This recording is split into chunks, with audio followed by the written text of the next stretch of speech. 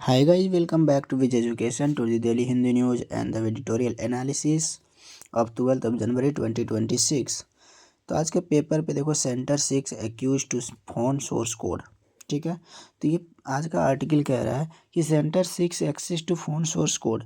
केंद्र सरकार phone source code के बारे में सेंटर फोन सोर्स कोड को मतलब मोबाइल कंपनियों से मांग रही है। तो ये क्या है, पूरा रिकॉर्ड आगे पेपर में समझेंगे।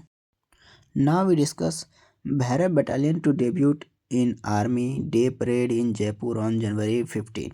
ये है कि आने वाले जनवरी 15 तारीख को कि आर्मी का एक बटालियन भैरव बटालियन जिसका नाम रखा गया है, वो आर्मी में डेब्यूट करने वाले परेड में कहाँ, जयपुर राजस्थान में। ठीक है, ये भैरव बटालियन को क्यों बनाया गया, इसका उद्देश्य क्या है, इसका महत्व क्या है, इसका नारा क्या है, ये सब अभी देखने वाले हैं आगे। Now, our third article is faster is not fair in POCSO Act case clearance number। मतलब आर्टिकल कह रहा है कि ये पोक्सो एक्ट जो है ये हमारे जुडिशरी इसको बहुत ही जल्दी सॉल्व कर रही है, मतलब फास्टर ट्रैक में न्याय कर रही है। क्या ये जल्दी न्याय करना सही न्याय है, इसके बारे में अभी आगे देखने वाले हैं। Centre seeks access to phone source code. केंद्र सरकार फोन सोर्स कोड तक पहुंचना चाहती है। क्या है ये, इसमें हम दो चीज़ देखने वाले हैं कि ये फ़ोन सोर्स कोड क्या होता है। मतलब मोबाइल फ़ोन में ये सोर्स कोड रहता है। ठीक है, इसके बारे में आर्टिकल छपा हुआ हमारे द हिंदू न्यूज़पेपर अखबार पे। तो उसमें देखने वाले हैं कि फ़ोन सोर्स कोड का काम क्या होता है। ये केंद्र सरकार फ़ोन सोर्स कोड क्यों मांग रही है, फ़ोन का सोर्स कोड क्यों मांग रही है केंद्र सरकार। तो आगे बढ़ते हैं आर्टिकल में। भारत सरकार भारत में बिकने वाले स्मार्टफोन के लिए नए साइबर सुरक्षा नियमों पर विचार कर रही है। ठीक है, वास्तव में सरकार यह चाहती है कि स्मार्टफोन बनाने वाले कंपनियों को अपना सोर्स कोड सरकार को देना होगा। अब ये सोर्स कोड क्या होता है कि भारत सरकार चाह रही है कि जो मोबाइल का सोर्स कोड होता है ना, तो वो केंद्र सरकार मांग रही है। अब क्यों मांग रही है, यह प्रस्ताव 2023 में तैयार किया गया। फोन सोर्स कोड का यह प्रस्ताव 2023 में तैयार किया गया। Indian telecom security insurance requirement ITSRA का हिस्सा है। ये कब आया था, 2023 में ही आ चुका था। अब हम आगे बढ़ते हैं और देखते हैं सोर्स कोड क्या होता है, यह इतना संवेदनशील क्यों है, कंपनियां पर इसको देने के लिए राज़ी नहीं है। ठीक है, मोबाइल कंपनियां सोर्स कोड को देने के लिए राज़ी नहीं है, लेकिन केंद्र सरकार कह रही है कि हमें सोर्स कोड चाहिए। और केंद्र सरकार का इसमें तर्क क्या है, क्यों मांग रही है और कंपनियां देने के लिए राज़ी क्यों नहीं है सोर्स कोड। तो दोनों का देखते हैं। यह वह मुख्य प्रोग्रामिंग निर्देश होते हैं जिससे फ़ोन का सॉफ्टवेयर जैसे iOS वर्जन का आता है, जैसे आईफोन में iOS होता है और एंड्रॉयड में एंड्रॉयड काम करता है। ठीक है, ये क्या होता है, सॉफ्टवेयर होता है और सॉफ्टवेयर के थ्रू क्या होता है, सिस्टम अंदर से काम करता है फ़ोन का। ठीक है, इससे पता चलता है कि सिस्टम अंदर से काम करता है, तो वही होता है सोर्स कोड से बनता है। मोबाइल कंपनी इसे कड़ी सुरक्षा में क्यों रखती है।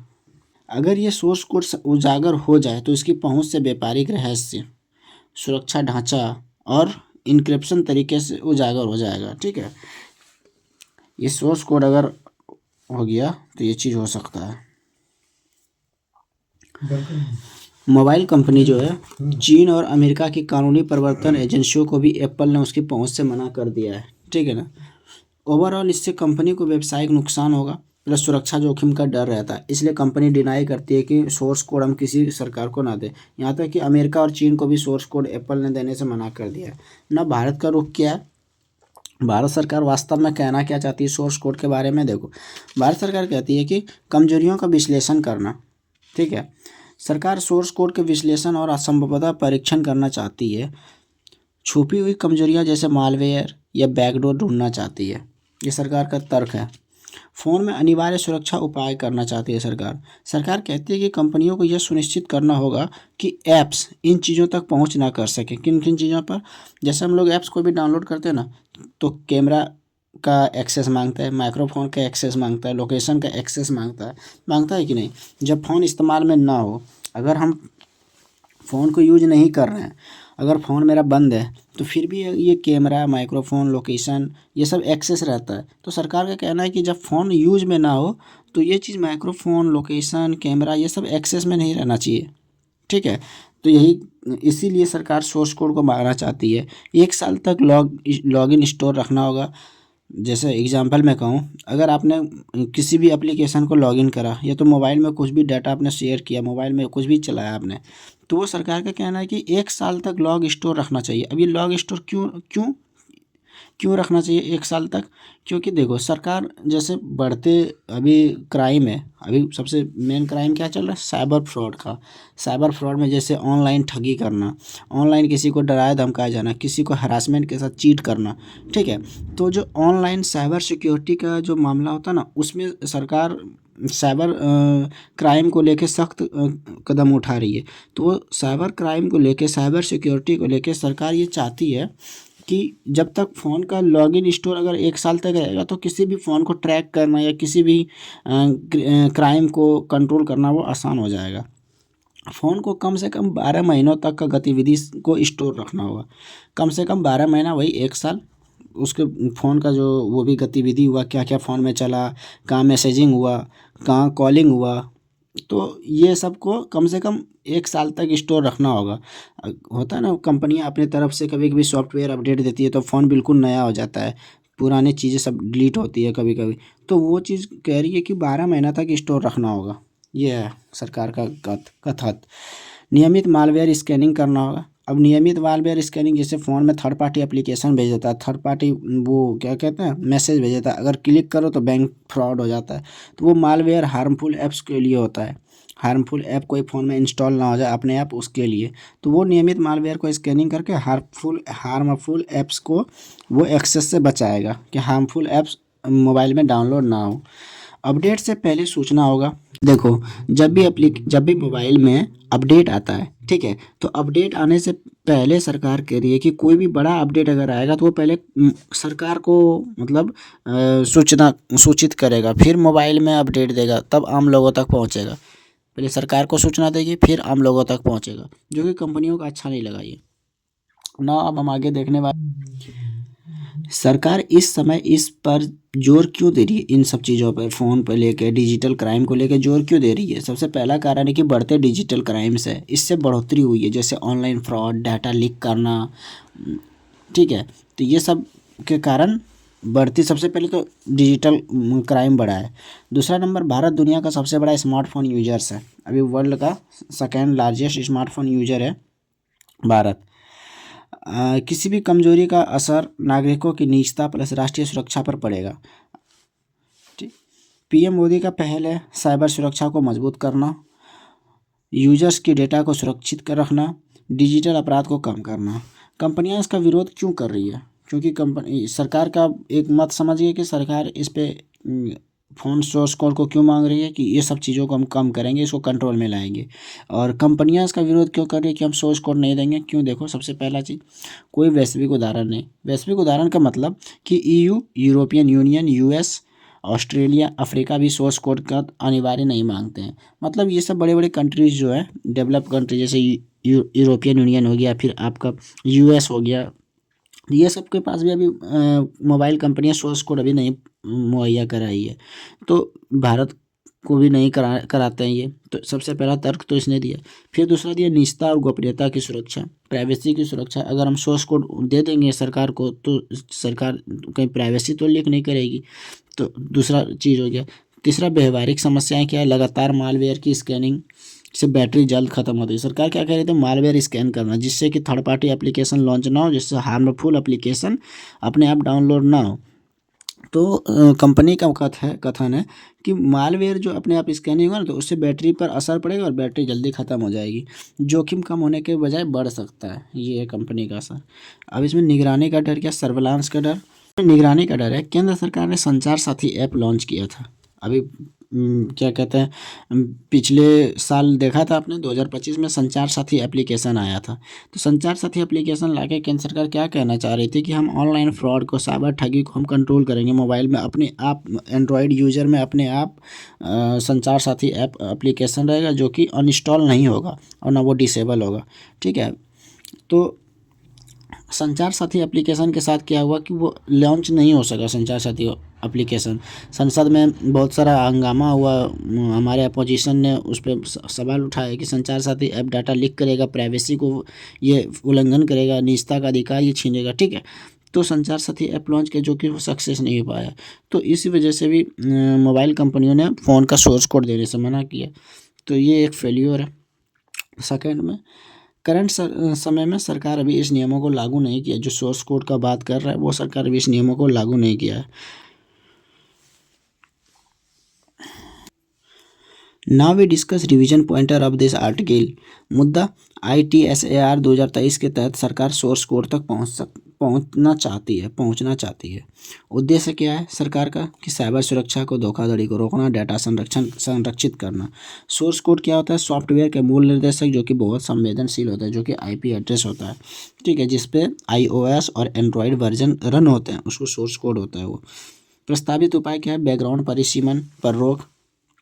सरकार का कहना है बैकग्राउंड परिसीमन पर रोक, मतलब बैकग्राउंड में कोई एप्लीकेशन, जैसे अगर मोबाइल क्या कहते हैं कि 1 घंटे तक अगर वो लॉगिन से बंद है तो बैकग्राउंड में माइक्रोफोन एक्सेस नहीं होना चाहिए, फिर कैमरा एक्सेस नहीं होना चाहिए, लोकेशन एक्सेस नहीं होना चाहिए अगर ये मोबाइल बंद है फिर।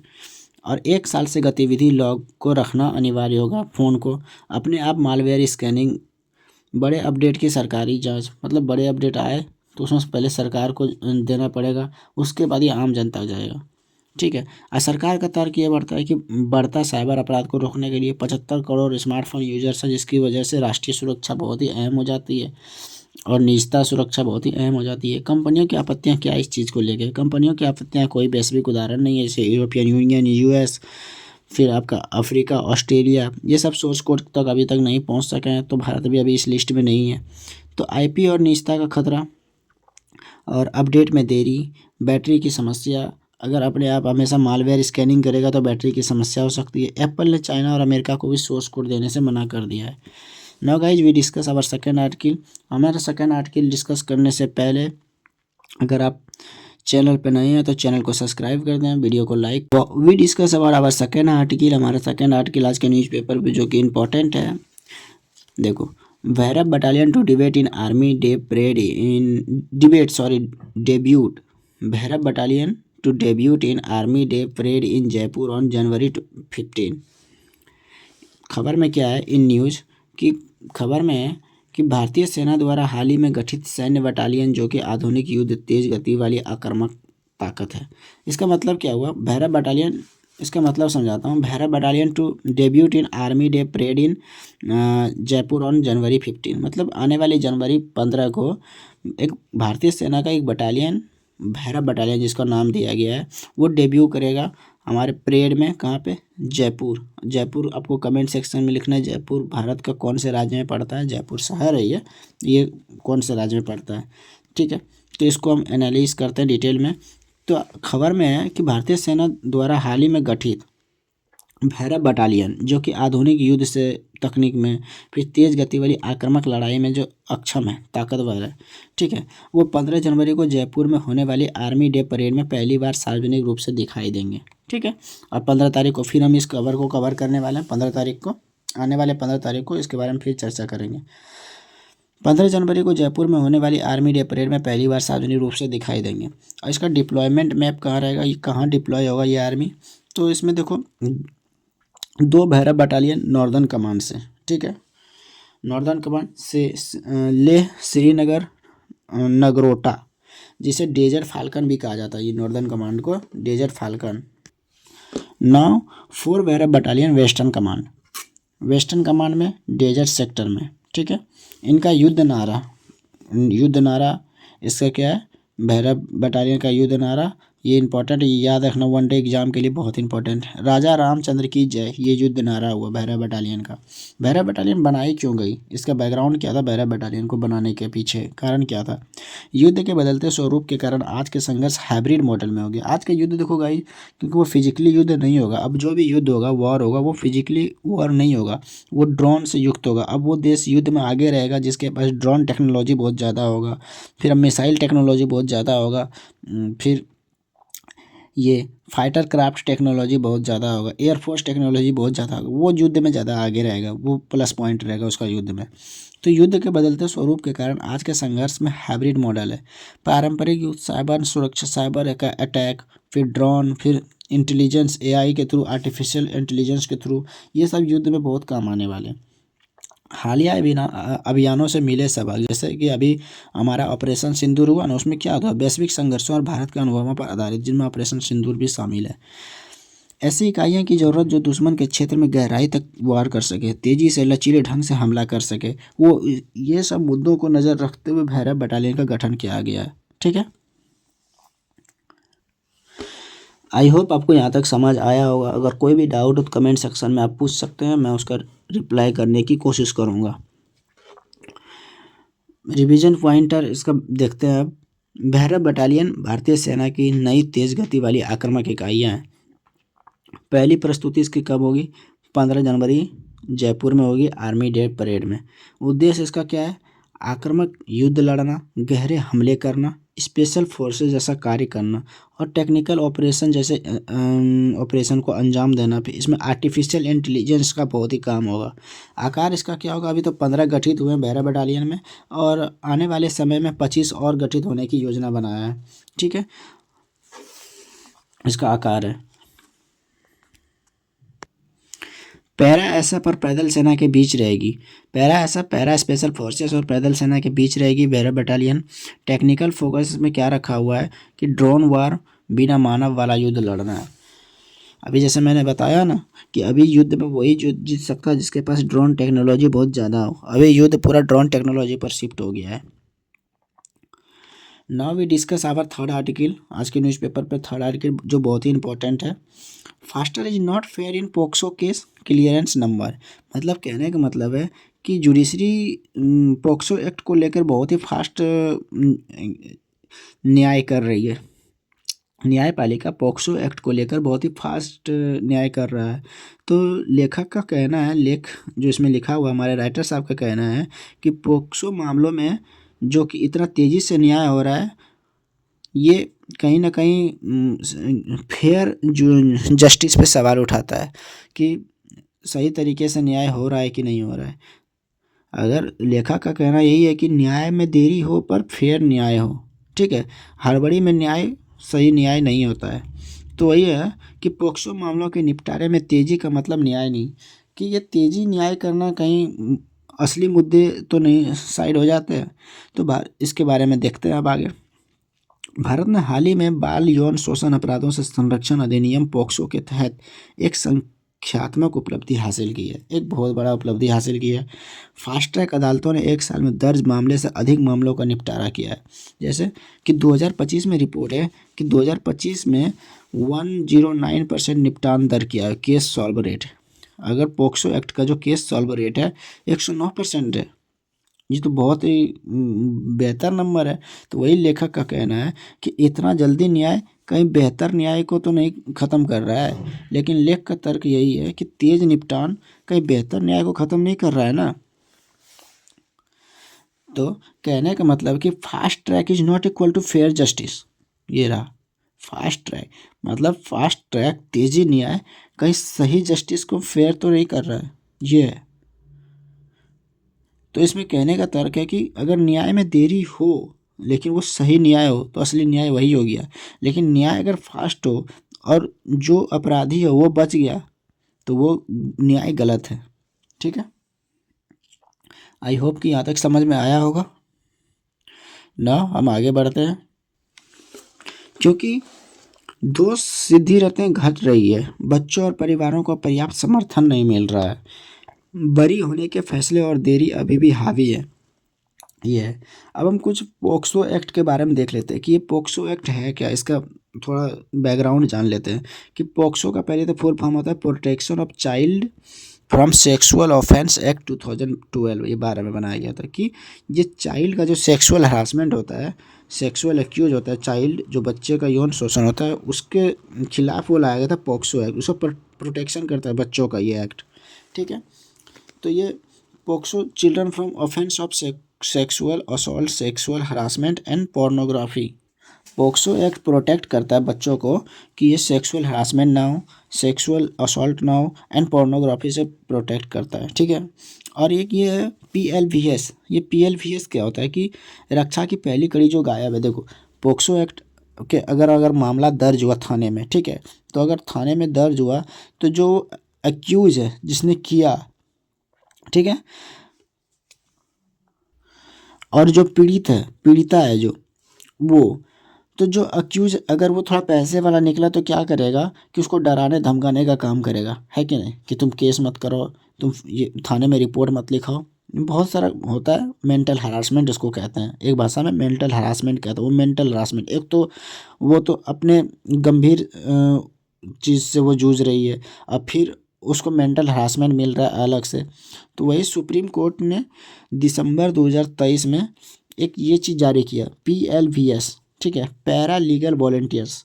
ये पैरा लीगल वॉलेंटियर्स क्या होता है कि हर पुलिस थाने में एक वॉलेंटियर की तरह काम करेगा, एक सेतु की तरह काम करेगा परिवार और बच्चों को बचाने के बीच में, कि परिवार और बच्चों पे कोई टॉर्चर ना करे। रिपोर्ट लिखाया, उसके बाद अगर टॉर्चर होता है ना कि तू रिपोर्ट क्यों लिखाया, तो मार दिया जाएगा, तो उसको बचाने के लिए सुप्रीम कोर्ट ने 2023 में हर थाने में PLVS की इस्टेब्लिश करी। और PLVS कहता है पैरा लीगल वॉलेंटियर्स। ये वॉलेंटियर्स पुलिस होता है, और पुलिस अदालत तक आने में बच्चा सुरक्षित रहे, परिवार सुरक्षित रहे, परिवार को कोई टॉर्चर ना करे, ये बचाने का काम करती है, ठीक है। पोक्सो मामले में हर पुलिस थाने में PLVS की नियुक्ति अनिवार्य है, ये सुप्रीम कोर्ट का ऑर्डर था। तो ज़मीनी हकीकत क्या है इसका देखते हैं। ज़मीनी हकीकत ये है कि PLVS पैरा लीगल वॉलेंटियर्स ये आंध्र प्रदेश में 919 थाना है। 919 थाने में से 42 थाना में PLVS, कितना कम नंबर पे। और तमिलनाडु में 1577 थाने हैं, और उन थानों में से एक भी PLVS नहीं है, पैरा लीगल वॉलंटियर्स एक भी नहीं है। तो ये क्या दर्शाता है, ये सिस्टम का कमियां दर्शाती है कि सुप्रीम कोर्ट ने ऑर्डर तो 2023 में ही उसने जारी कर दिया कि हर थाने में PLVS होगा, पैरा लीगल वॉलंटियर्स होगा, लेकिन तमिलनाडु में 1577 थानों में से एक भी PLVS नहीं है। फिर आंध्र प्रदेश में 919 थानों में से 42 थानों में PLVS नहीं है। इसी तरह बहुत सारे स्टेट का डाटा होगा, तो मैंने सारे नहीं लिखे हैं, कुछ एक दो लिखे हैं। ये दर्शाता है कि सिस्टम की नाकामी को।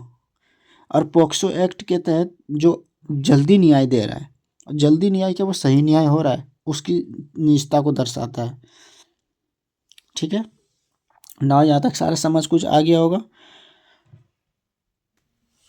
इसका क्विक रिवीजन पॉइंटर ये है कि पोक्सो का लक्ष्य बाल अनुकूलन, समयबद्ध न्याय का ये 2025 की उपलब्धि 109% निपटान दर किया है, केस रेट को सॉल्व किया है, तेजी सुनवाई, निष्पक्ष फैसला नहीं दे रहा है।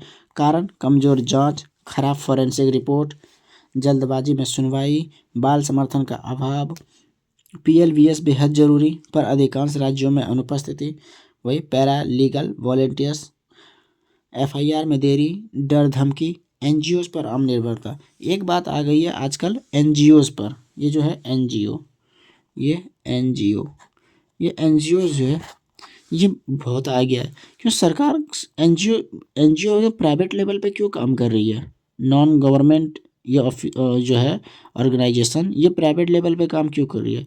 आजकल देश में कोई भी अगर ये यौन उत्पीड़न से कोई भी अगर समस्या आ जाए, यौन उत्पीड़न से, तो सरकार से पहले NGO पहुंच जाती है। क्यों? क्योंकि NGO पे ज़्यादा निर्भरता है। तो अगर NGO पे निर्भरता है तो ये सुप्रीम कोर्ट ने और सरकार ने क्यों ये PLVS को लागू किया, पैरा लीगल वॉलेंटियर इस को, क्योंकि ये थाने में है ही नहीं, तो NGO को आगे आना पड़ता है। तो इस पर सरकार की निर्भरता को दर्शाना होगा, कि सरकार को अपनी अकाउंटेबिलिटी को दर्शाना होगा कि अकाउंटेबल हो सरकार हमारे लिए, ठीक है। तो ये पॉक्सो एक्ट के बारे में हो गया। ना गाइज आज तक के लिए इतना ही, अब मिलते हैं कल के वीडियो में। अगर कोई डाउट हो तो कमेंट सेक्शन में पूछ लेना, मैं जवाब दूंगा वहाँ डाउट का। आई होप कि सारा कुछ समझ में आ गया होगा। तो वीडियो को लाइक कर दो, और चैनल पे नए हो तो सब्सक्राइब कर दो, चैनल को शेयर भी कर दो। सब्सक्राइब करके बेल आइकन दबा लो ताकि आने वाली नोटिफिकेशन सबसे पहले आपके पास पहुँचे, ठीक है। Bye, have a nice day, take care.